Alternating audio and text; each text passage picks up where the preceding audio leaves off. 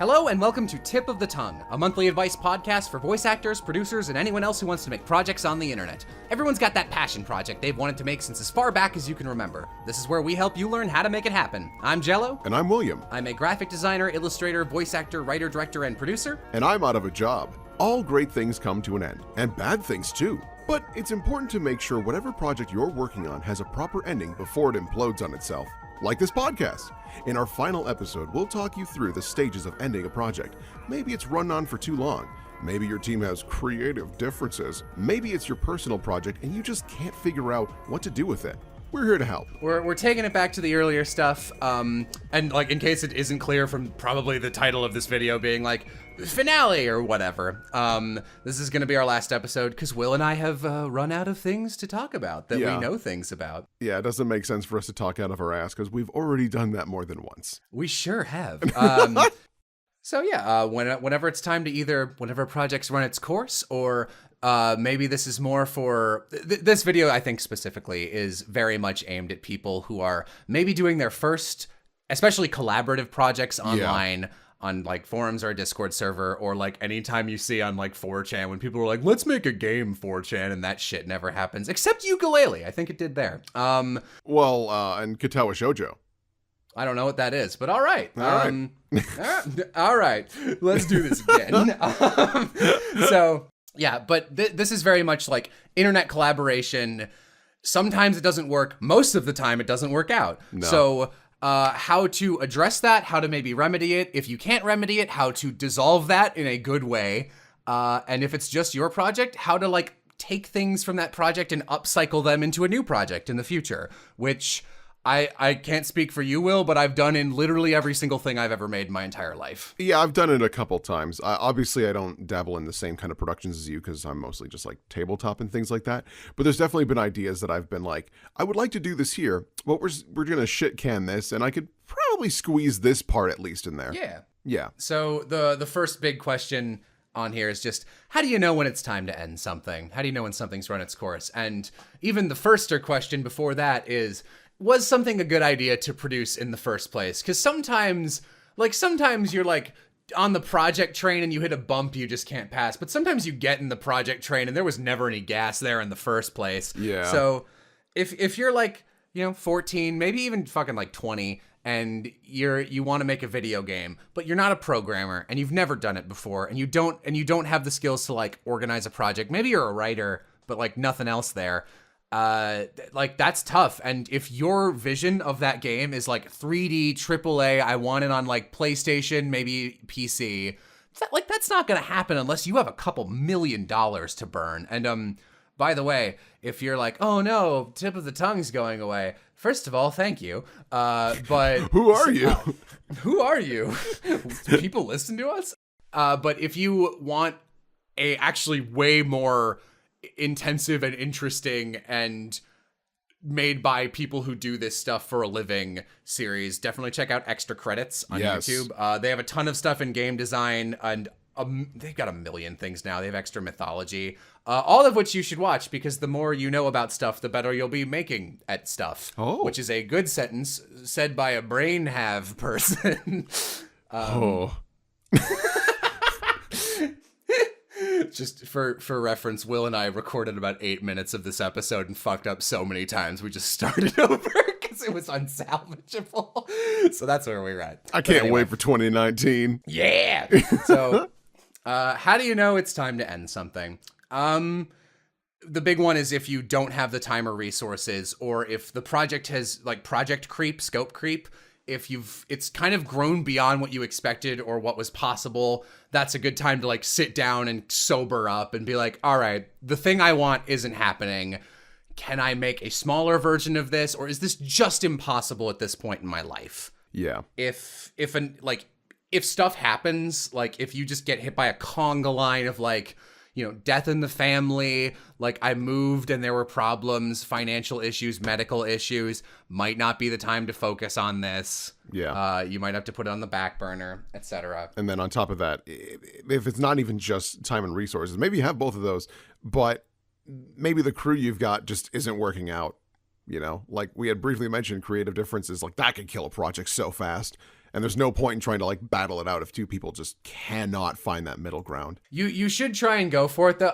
I took a game design class once, and my professor in that class, his small piece of advice was to try and have everybody involved with the project find something they like about working on it. Yeah. So maybe it's not the thing every one of you is imagining, but they were making like, it was a long time ago he was making this, but it's kind of like a shoot 'em up game.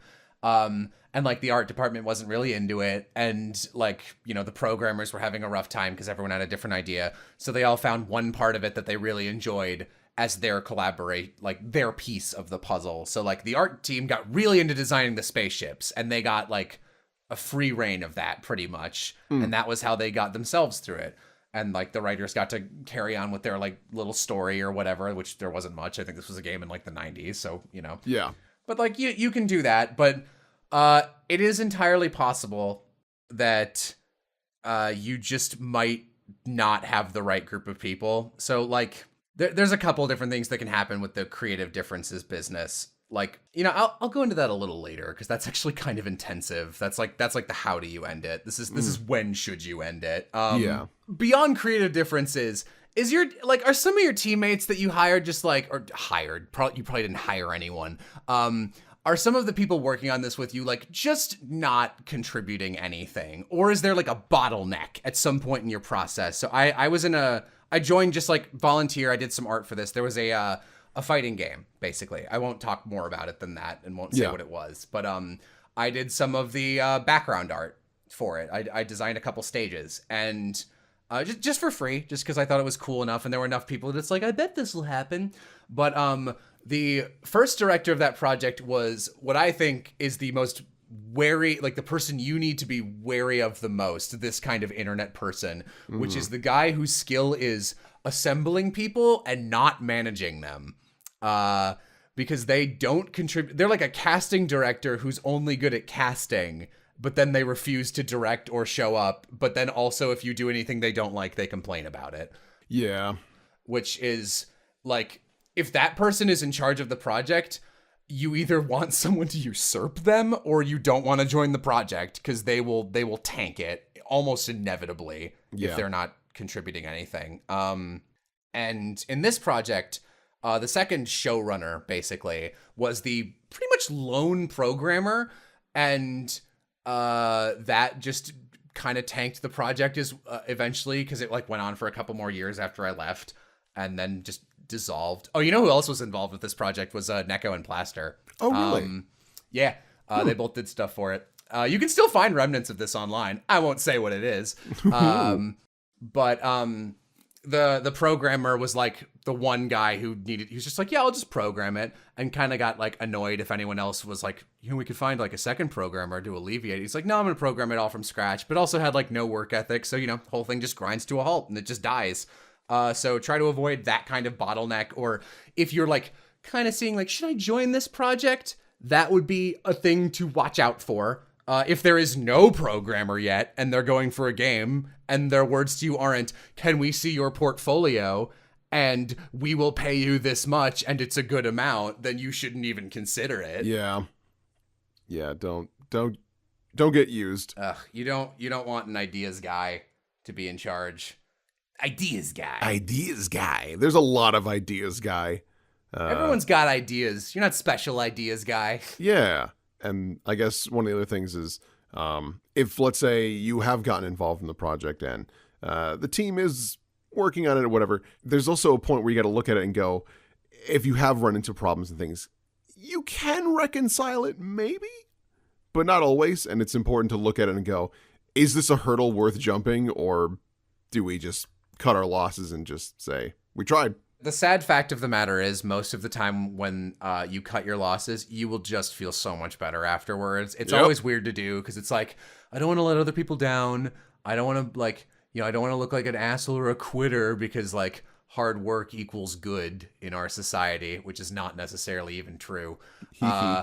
And yeah, like, but you always just feel better. It's always awkward, but you always feel better like 2 days after you do the thing. It's like, oh shit, I have free time again. This is great. Yeah. Those are just some like signs of, like, even if you're just like, I hate working on this. I hate doing it. For example, the way my YouTube channel got popular was through the Welcome To videos, and it was I done DeviantArt and Facebook, and they got like 1,000 views each, which to me was neat at the time. And then I did the YouTube one, and it went viral, and I was like, ooh, if I play my cards right, I can make this shit my job. And I did it. But like, even by the time I did Welcome to YouTube, I was like, this is really hard to make, and I don't like making it. But it takes me a couple months, so it's pretty casual. And then it became a job, so it became very fast, and I like had to, you know, make it actually good because I knew people were going to see it. And like, I remember for like the Tumblr video, I watched, I think 185 episodes of One Piece while working on that. And like, that's how long it took. And sometimes I didn't even watch One Piece while I was working on it. It was just like, fuck, that was a lot of time. And it's like, this is really difficult. And then, you know, I'd basically done all the things, all the websites I knew about, and was like, I don't want to stretch this out any longer. Yeah. I'm a person who constantly comes up with new shit I want to do. So, and I never want to do the same thing for more than 3 or 4 years at a time. So so this is basically Steven Universe in literally a week, which is why it sucks. And it's just like, no, it looks bad because it's a stylistic choice, which is partially true, but I also knew I'd be making it in a week. And I was just like, oh, people really liked this. This will be my new thing, because I like talking about cartoons. And I don't know anything about websites. Like, I don't know Vine. I don't know Twitter. Like, what are these? I don't know anything about, like, Snapchat. So yeah, I just or Instagram or any of that jazz. Yeah, so it's just like, I am done with this. This is the last one. I am moving on. And, like, some people will be like, what? Don't do that. But, like, most people are like, okay, cool. And there were actually a weird amount of people who were like, you know what? That is very cool to see a content creator taking the thing that made them famous and going, nope, hate making this now. I'm not doing it anymore. Yeah. I think the big part of that, though, was transparency. Of just being like, listen, guys, it was fun while it lasted.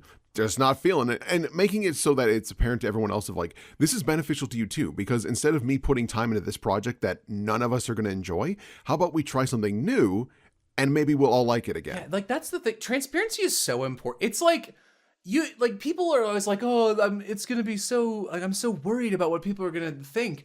Everyone is human. And like, if you like can find a way to outline, like, here's what I'm putting into this, I'm getting nothing out of it, I don't really like it.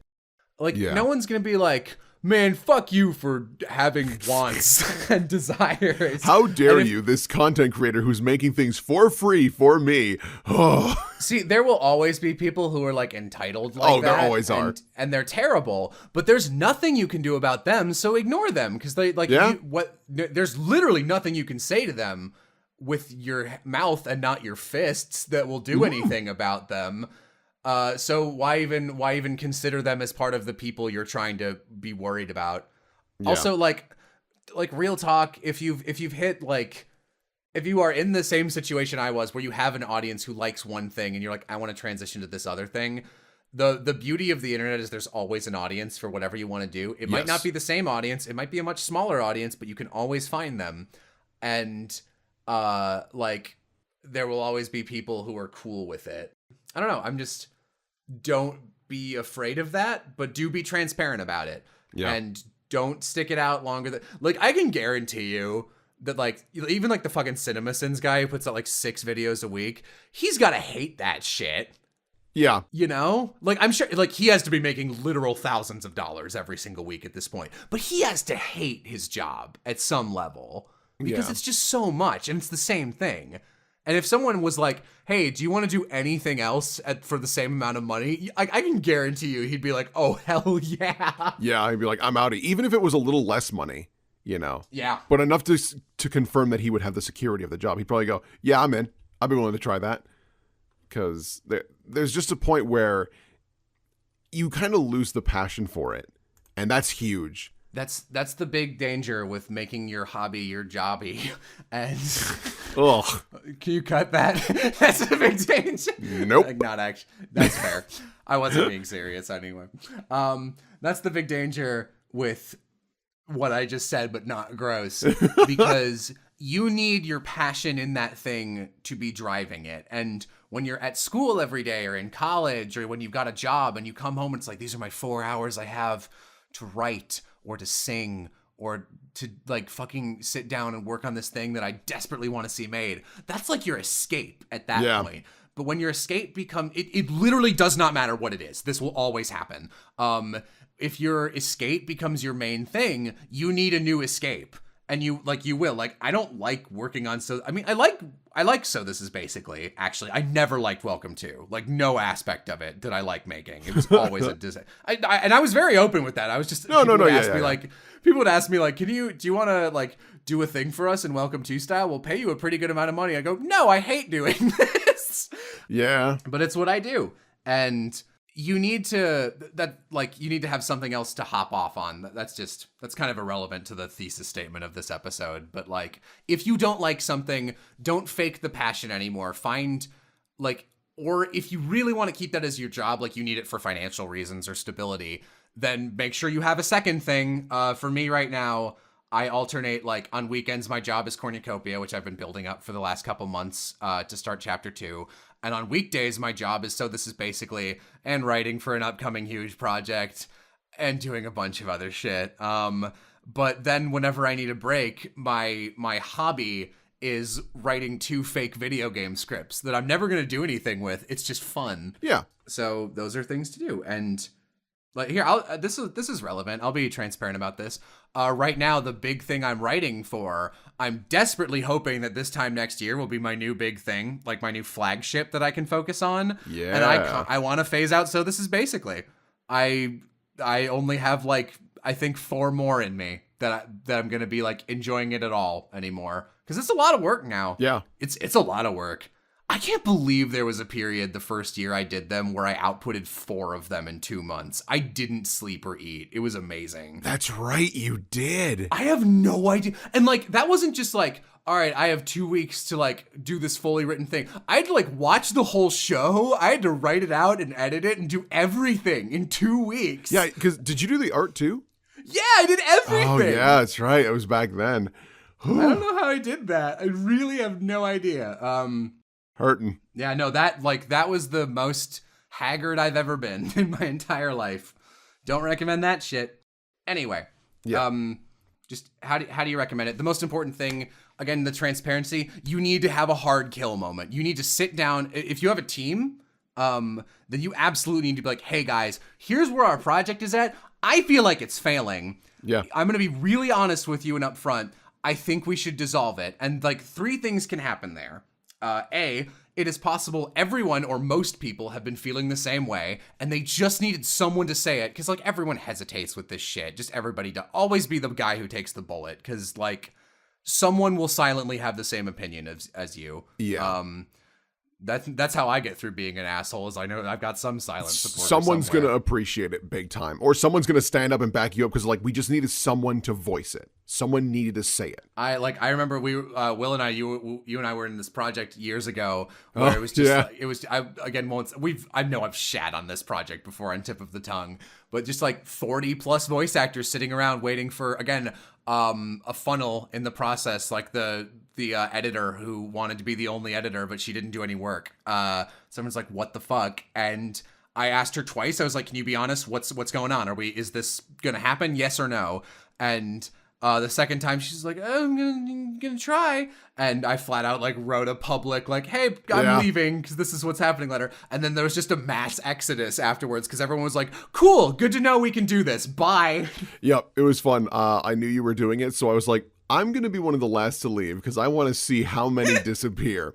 And after you said that, like 7 other people immediately said their piece. And like over the next few days, everyone's like, nah, I'm out. And it boom, boom, boom, boom, boom, just leaving. I'm like, yeah, you just need that one person to have the guts, because literally everyone was like, yeah, this is going too long. That was 9 months of nothing, too. Yeah. That was unbelievable. Some people bad. Sat around for 9 months and did nothing. Some people didn't even get to record. I recorded, and she told me that I didn't send it to her, and I forwarded that email of her responding that she got it, and I was like, I have a paper trail, bitch. Yeah. No, that was a very inexperienced person who had no idea what they were getting into. Yeah, but like really be direct. So that could happen. B, it's possible you might be the only one feeling this, and that like, hey, I think this is crashing down. And if everyone else is like, no, this is like fine. We're about where we want to be. And things are moving forward.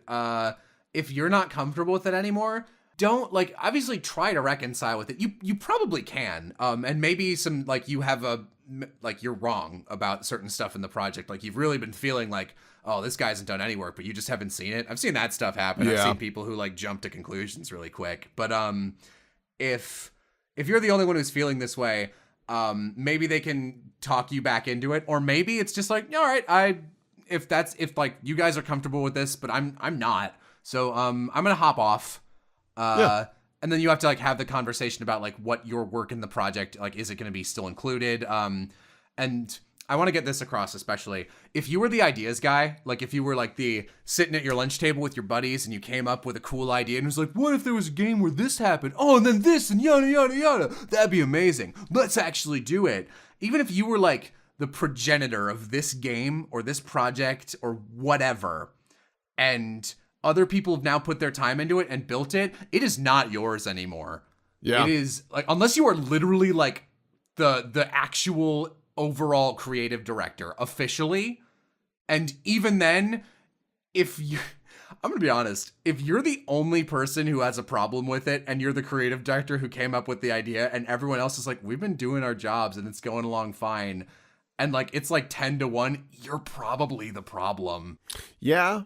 And at that point, I think it's okay for you to leave, because if you're not feeling it, you're tanking the project. And if everyone else is still enjoying it, then I think it's okay for you to back off, because then they keep on doing what they wanted to do and you can go work on something else. And there's nothing wrong with that. Nothing wrong at all. There's like no shame in that. Like try and be civil about it, obviously. Of course, yeah. Don't like throw a chair like, I hate you. Like, because I've seen that happen. Yeah. I've seen that happen more than civil separations. Yeah. Because it's easy to make that separation an explosion instead of a wave. But the other thing is like, say like it might come out that again, multiple people have like very different visions. Even like here's a very like, this is an extremely docile example that wasn't actually like a hardcore project, but Michaela, after the I was gonna call it Cooking Mama, the Hell Mama episode, we were both joking like, oh, wouldn't this be funny if it was like a video game? And she's actually like makes games, so yeah. And we're like, it'd be a bullet hell. And she had like an extremely different vision than I did. And we were like discussing, and at one point I was just like, these like totally can't work together. Like these are completely different. And like her idea was not bad in any way. It was just not what I wanted. And in my head I was like, we could totally just make two good games and they'd be like off the same concept and they'd be very different and that would be fine. And that's okay. Mm-hmm. Like again, even if you were the guy who was like, here's the idea, and it's like, all right, I'm gonna leave because I don't think this group has moved beyond my idea, and they're very set on it, and it's like working, but not in a direction I like. If you want to step away and in the future use your idea again, even if they make the project, like, 2 years down the road, it's like, oh, there's the game that I was originally involved with, but not anymore. There's nothing wrong with like just doing your project again. I know some people are like, I don't want anyone to ruin my thing. I don't want it to be like that. That's literally all in your head. Yeah. It's like, the example I like using is, this is sort of imagined, but if you've ever seen the Digimon movie, the first Digimon movie, the director who did that is a great director. He's the guy who did Summer Wars, Boy and the Beast, I think A Silent Voice. Maybe I'm wrong about that last one. But he's done a lot of really high-end great movies. And his first big success after the Digimon movie was Summer Wars, I think. And Summer Wars has beat for beat the same plot, but without Digimon. And it's better. And what I think that was, is he was like, this is going to be my one shot as an anime director, and I really want to tell this story. So I'm going to do it within the Digimon universe. And that was good. And he did end up getting successful. And then like a couple years later was just like, I'm going to do it again, but how I imagined it. And it worked. And both of them are good movies. Yeah. I think that's fine. Make it different enough, of course. Yeah, no, and like, again, they're both good movies. Digimon, especially the English dub, is like 90s as fuck, so it's got its own flavor. But yeah, it's charming. Yeah, they're both good. Wow, that must be really good chocolate. Paper, plastic. Did you see that? No, I was sleeping. But you're driving. The dub of that movie is fucking top tier. Yeah, and the third the third big one is, and this is like ideal, really. Yes, it is entirely possible that you can sit down with your team and go, hey guys, here are the problems, which you should always do. Communication, man. It's so much easier than people give it credit for. Just be direct. Like, here's what's wrong. Here's what I think we should do. Open to the floor. These are the issues. And again, like, people might be thinking the exact same thing, but you can reconcile it. It is possible. You could, like, everyone could just go, you're right. Let's try this from now on. And it just works. Yeah. Like, and then the project moves along. Yeah. Sometimes you need to tackle the hurdle head on, you know. It doesn't always work, but at least it's worth sitting down to see if maybe someone has an idea of how to get past this. Yeah, absolutely. Because you're a team. Please use your team. Please use your team, and please talk to your team.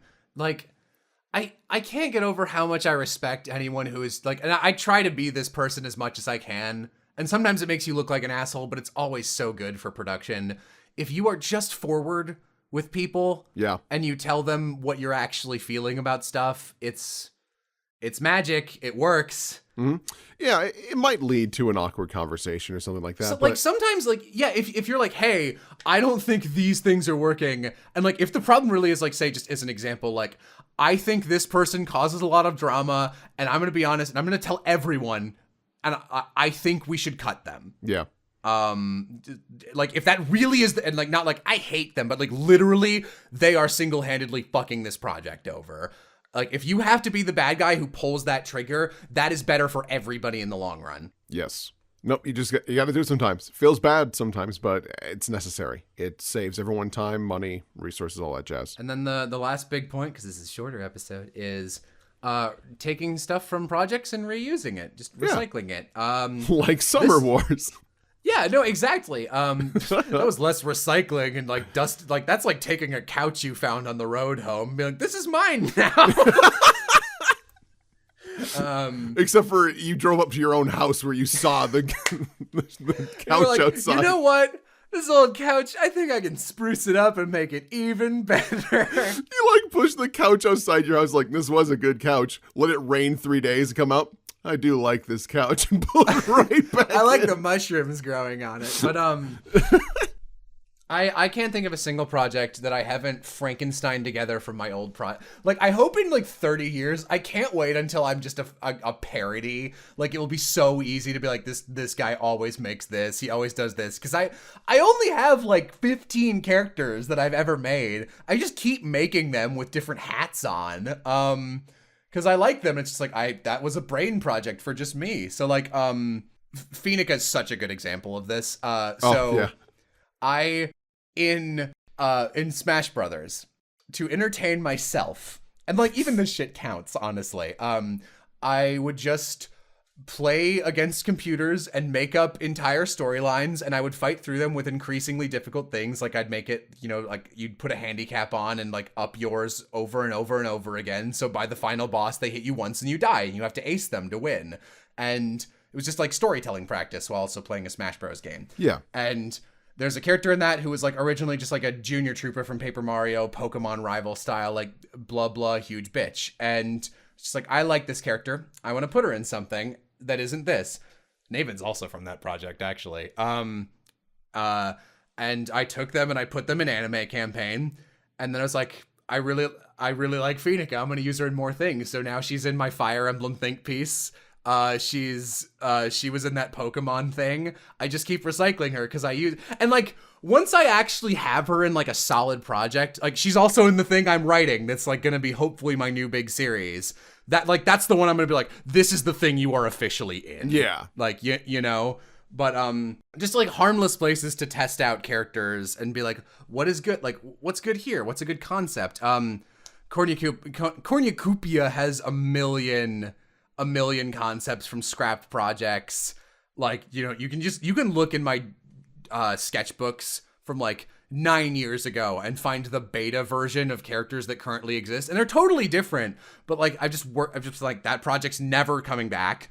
I only like this character. Yoink, you are now in this project. Yeah. And then finding a new place to insert them. Yeah, and then once again, that's totally fine, and it's actually encouraged. Just because it's one of those situations of, you've tried this and you go, I do like this a lot. I feel like this could work better in this different scenario with these few minor changes.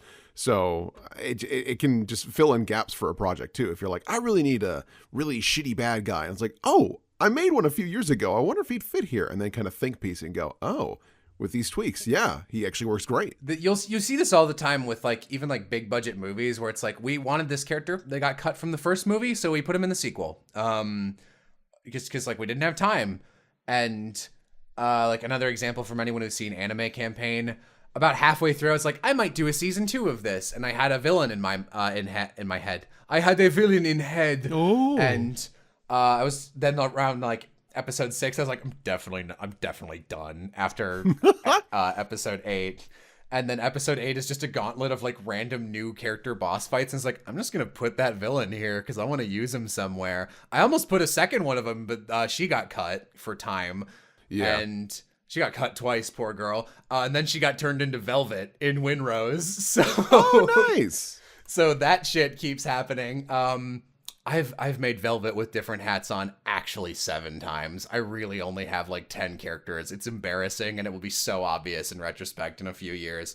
But like the character I'm talking about is the one Wyatt guest starred as, Anton. Yeah. Don't come up on the mezzanine, I'll fucking kill you. And he played him totally differently, but it was hilarious, and I'm so happy he got to show up. And I was like, oh, this is a great opportunity to get Wyatt in here. Yeah, Wyatt's a good dude. Yeah, I see nothing wrong with that. I definitely get from a certain perspective why folks might be like, that feels like cheating or it's lazy. It's like, nah, it's kind of not. You work with what you've got, and if you like something, there's no sense in going, well, that bridge is burned. I guess all of this is gone now. It's ridiculous. Yeah, always, we've said this before, but like always when you're making projects, literally just make it for you. Yeah. Like, no one else is going to pander to you as much as you will. Yeah. Have you seen Eben Ward? Yeah. I know what I'm about. No, it's okay. Literally every time I share a script from something I'm making, someone goes, this sure is a Jell-O script. Yeah, no, like, sure absolutely. Is. I mean, for God's sake, like, in Eben Ward, I had this character named Dirt Eater Bosto, and he's just, it's totally just for me. That's all he is. He's just this weird dude who has giant moles, and he's just a weird, calm guy, and he was just fun. He has actually no impact of the story, really, but I was like, you know what'd be really fun? This guy. That's it. Yeah. But especially, like, that's one of the big reasons people actually, like, they don't even realize this. They don't want to say no, or like they don't want to say I'm done with this project, just because they're like, but I like this character. This is such a good concept. Rip it out. Use it somewhere else. That's allowed. It's like times 10 if it's like literally just you think piecing this project. Like one of my friends who I workshopped Nuko with for years has had like I love workshopping things with him. We had totally different development processes because Nuko has been my project for like a decade, and he is now on his 4th major iteration of his story, which is now like Goofy Team Rocket in space as a space opera, and like before that was like played straight space opera, and he was like, you know what? No, I like the Team Rocket characters. They're the main characters now. And before that, it was just like, yeah, I kind of reworked this from like this completely different story, and he kept just like adding stuff and subtracting stuff, and it just like Frankenstein's over and over again with what he liked and what he didn't, and that changes over time. Creative process is really like an archaeological dig of your personal preferences, and also hopefully getting better at them. But yeah, this is like actually my favorite thing to do, is just like being like, yeah, I'll just reuse that shit. Man, I'm not gonna go into it, but like I can't relate this enough. Actually, every single character in Anime Campaign who is an NPC that is not Molly or Charles, I think, is from another project, and I just reuse them. Yeah. And I know I'm a broken record, and we are in general, but like, there's nothing wrong with that. So if it does bother you, get it out of your head. It's not a problem. Do it. Yeah. Also, the longer you let an idea cook, usually the better it is. Yes. So like if you end up tweaking the same character over like 10 years, they're going to be one of your better characters, because it's just like, fuck, man, I know this guy like the back of my hand. And you'll always see that of people like, OC at the start, like, I am John Bloodringer, and my dad was killed by a train. And then it'll be like, OC when I made them, OC now, and it'll be like the same character wearing like an oven and being like, I love puppies, and he'll have like a thing of Wearing an oven? Oh, I have the thumbnail. Thanks, me. I meant wearing oven mitts and an apron, and he's got like a tray of muffins, but he's like, he still looks like a, like a barbarian, but he's like soft now because they were like, he's all like, I've changed him. Jesus Christ. Wearing an oven. That being said, it's good to keep Frankensteining your projects and upcycling elements of them. Don't let shit cook forever. It's never going to be perfect. Just use it. Yep. Yeah. Just make it. I think we've said that more than once in podcasts too. It's like, absolutely. Just make it. Because if you just him and haw about it, nothing's going to happen. And that's actually worse. Yeah, I think that's basically everything we wanted to say. This is a pretty simple episode. Yeah, no. Yeah, like we said before, no need to drag it out. Yeah, so thank you guys very much for listening, especially if you've been listening from the beginning of this. I hope these podcasts have helped people. I think so, probably. If not all, at least some. Yeah, I hope if at least one person managed to like make one good decision on their project, then this was pretty much worth it. Yeah, I would say so. And Will got a little bit of money from it, so that's good. So yeah, let's just read off the patrons. This month's top 10 patrons are Bursey, Johnny Dragon, Nick, Michael Lubina, Smake, Ewan Reed, Max Montoya, Stephen Edwards, Dave, and our top donor, Demon Grocery Store. That's the sequel to Hell Mama. Ooh. Oh, is it like the subtitle? Yeah, that is such like a fucking visual novel subtitle. Hell Mama, Demon Grocery Store, and they're all in different fonts. Yeah, thanks again for listening. Where can they find us, Will, if they want us beyond this point, beyond my channel? Let's see here. I'm mostly on Surprise Round. We stream a lot of different tabletop RPGs on twitch.tv/surpriseroundrpg. We have dozens of different shows going on. Yeah, there's a ton now. Yeah, there's no need to watch all of them. Find the things you like and stick with that. And if you find none, that's okay. Thanks for stopping by. Yeah, like there's a big Discord server. Ask around and be like, hey, can someone give me like a 1-sentence description of all the main shows? And then like maybe tell me to watch like start at episode 5 or whatever, because some of them have like rockier starts than others, but like there's some real gems in there. My personal suggestions are Make Amends, Blades in the Dark, and Valor Academy. Those are they have really strong starts, I think. And you can find me at Brendan Blaber, which is my name on Twitter. I'm also on Tumblr, but like that's impersonal. If you actually want to follow me, Twitter is probably the best one. And the Patreon still exists. Double thank you to everyone who's supporting us. Yes. And thank you, Will. This has been a lot of fun. Yeah. Doing this with you for the past, holy shit, like almost 2 years now. Yeah. Yeah, no, that's weird. Very good co-host. Will and I might stream some shit together in the future if you specifically like us to. Yeah. Shrug. And the best part is it'll be about things that we don't have to sound smart about. It's just opinion. It's just gonna be us. So if you listen to these because you don't like care about whatever we're talking about, which like legitimately I've seen people commenting, they're like, I just like hearing you guys talk. Which again, thank you. Yeah. We're just gonna be talking about dumb stuff. Oh, I also have a Twitch now, don't I? Yeah, you do. That I use very rarely, which is just Jello_Apocalypse. I also sometimes guest star and invade Will's girlfriend's stream, Spectral Fusion. Yeah. She does art. She does all fiance, excuse Oh you. my god, yeah, you guys are gonna get married. You're gonna get married! Hooray, you're gonna get married!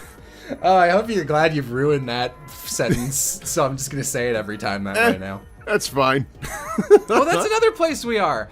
I was gonna say I feel bad for plugging this much, but we had 20 episodes. You guys can sit through it. We're also on...